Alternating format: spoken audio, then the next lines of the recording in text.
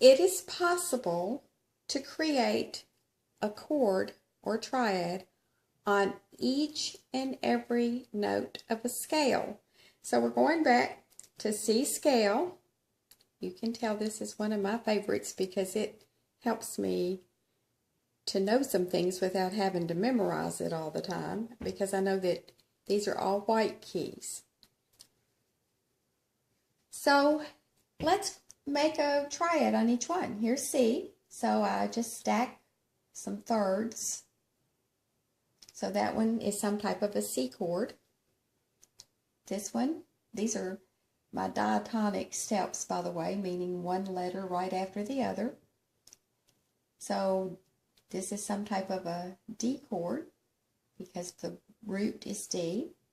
This one is some type of an E chord.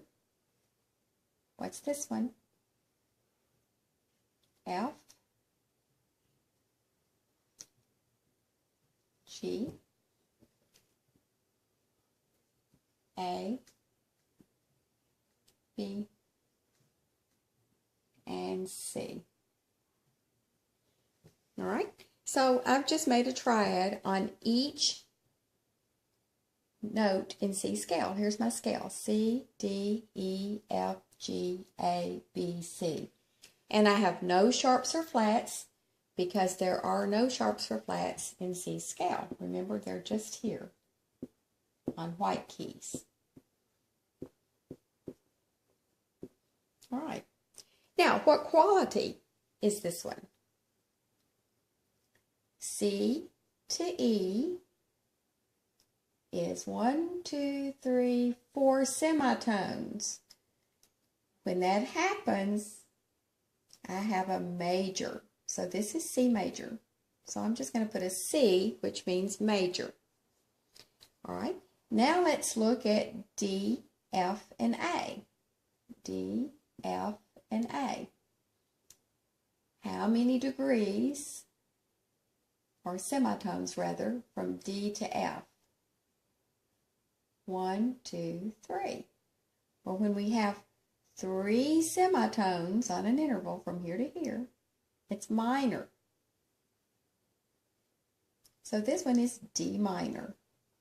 I'm going to use a little M. And I know that A is a perfect fifth. So if I have a minor third and a perfect fifth above D, I have a minor. All right. What do I have when I make a triad on E? How far away is E to G? From E to G, how many semitones? 1, 2, 3. Well, that's a minor third. Is this a perfect fifth? E to B? That would be 7 semitones. 1, 2, 3, 4, 5, 6, 7. Yes. So this one is E minor. What about the one on F? F to A. How many semitones from F to A? 1, 2, 3, 4. Okay, 4. When we have 4 from the root to the third, it's looking like it very well could be major, and it is, because F to C is a perfect fifth. So we just use the letter F. What about G? G to B. How many semitones? 1, 2, 3, 4. And is G to D a perfect fifth?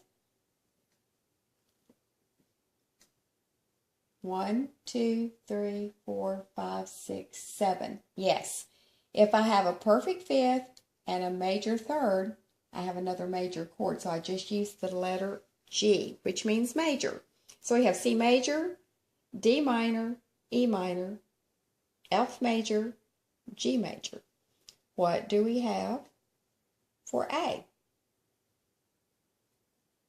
A to C.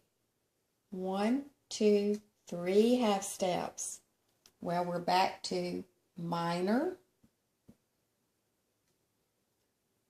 Let's look at this one. B to D.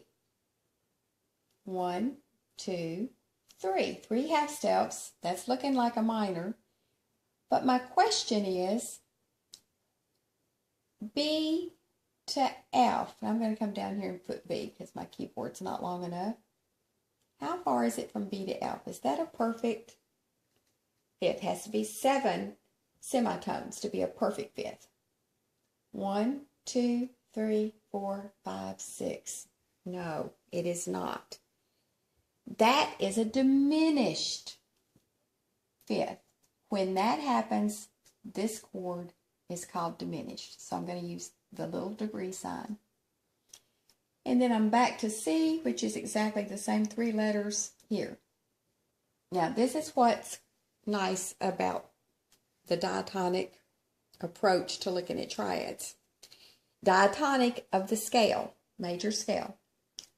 All 12 major scales will be these qualities. If I had G scale written out, I would have major, minor, minor, major, major, minor, diminished, major. The letters would change, but the qualities would remain the same. So, I just know in every scale that degree 1 is always major, degree 4 is always major, and degree 5 is always major. Chords, talking about chords. The triad that starts on these degrees, 1, 4, and 5, are major. And then I know that the 2 and the 3 and the 6 are minors. So I have 3 of each. I have 3 majors and I have 3 minors.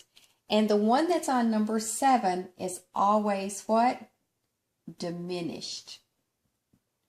And it's really easy to keep that in mind.